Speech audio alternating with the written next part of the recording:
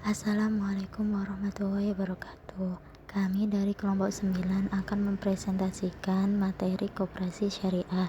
Saya Enen Rusmiati dan teman saya Bunga Khulbiah Syahra dan Nanda Ayu Jihan Amelia. Di sini kelompok 9 akan membahas 9 pembahasan. Yang pertama, pengertian koperasi syariah. Yang kedua, fungsi koperasi. Yang ketiga, landasan koperasi syariah. Yang keempat, landasan koperasi Indonesia.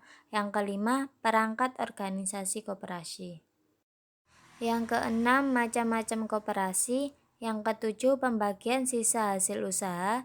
Yang kedelapan, pendistribusian bagi hasil. Pengertian koperasi syariah. Koperasi syariah yaitu bentuk koperasi yang memiliki prinsip, tujuan, dan kegiatan usaha yang berdasarkan syariat Islam, yaitu Al-Quran dan As-Sunnah. Bisnis koperasi yang menjalankan kegiatan usahanya berdasarkan prinsip syariah. Fungsi koperasi yang pertama, membangun dan mengembangkan potensi serta kemampuan ekonomi anggota, khususnya pada masyarakat. Yang kedua, turut serta secara aktif dalam upaya meningkatkan kualitas hidup manusia dan masyarakat.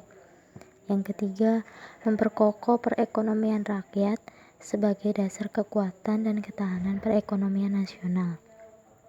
Yang keempat, membangun dan mengembangkan segala potensi yang ada pada setiap anggotanya secara khusus. Yang kelima, memperbaiki atau meningkatkan kualitas sumber daya manusia para anggota agar lebih amanah dan profesional. Yang keenam, berupaya mewujudkan dan meningkatkan perekonomian nasional yang merupakan usaha bersama berdasarkan asas demokrasi dan kekeluargaan.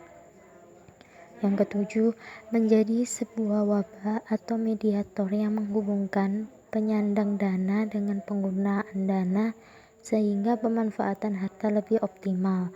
Yang kedelapan, berusaha untuk memperkuat setiap anggota koperasi. Yang kesembilan, membuka dan memperluas lapangan pekerjaan bagi anggota dan masyarakat luas. Landasan koperasi syariah. Landasan koperasi syariah ada 3. Yang pertama, berlandaskan syariah Islam, yaitu Al-Quran dan As-Sunnah secara tolong-menolong atau ta'awun dan saling menguatkan atau takaful. Yang kedua, berdasarkan Pancasila dan Undang-Undang Dasar tahun 1945. Dan yang ketiga, yaitu berlandaskan asas kekeluargaan dan kepentingan bersama. Landasan Koperasi Indonesia. Landasan Koperasi Indonesia juga ada 3. Yang pertama, landasan ideal Koperasi Indonesia adalah Pancasila. Yang kedua, landasan struktural Koperasi Indonesia adalah Undang-Undang Dasar 1945 dan landasan gerakannya adalah pasal 33 ayat 1 Undang-Undang Dasar 1945 beserta penjelasannya. Dan yang ketiga, landasan mental koperasi Indonesia adalah setia kawan dan kesadaran kepribadian atau rasa harga diri. Perangkat organisasi operasi. Pada Undang-Undang Nomor 25 Tahun 1992 tentang Perkoperasian disebutkan bahwa perangkat organisasi koperasi terdiri atas 3, yaitu 1. Rapat anggota, yang kedua pengurus, dan yang ketiga pengawas. Rapat anggota dihadiri oleh seluruh atau sebagian besar anggota koperasi. Sedangkan pengurus, pemegang kuasa rapat anggota atau masa jabatannya paling lama 5 tahun. Dan yang terakhir, pengawas merupakan salah satu perangkat organisasi koperasi dan menjadi suatu lembaga atau badan struktural koperasi. Macam-macam koperasi syariah ada 5. Yang pertama produksi, yang kedua konsumsi, yang ketiga jasa, yang keempat simpan pinjam, dan yang kelima serba usaha. Yang pertama yaitu produksi. Koperasi produksi yaitu koperasi yang dimana para anggotanya terdiri dari para produsen, baik itu produk dalam barang maupun jasa. Yang kedua konsumsi. Koperasi konsumsi biasanya dibentuk dan diperuntukkan bagi konsumen barang dan jasa.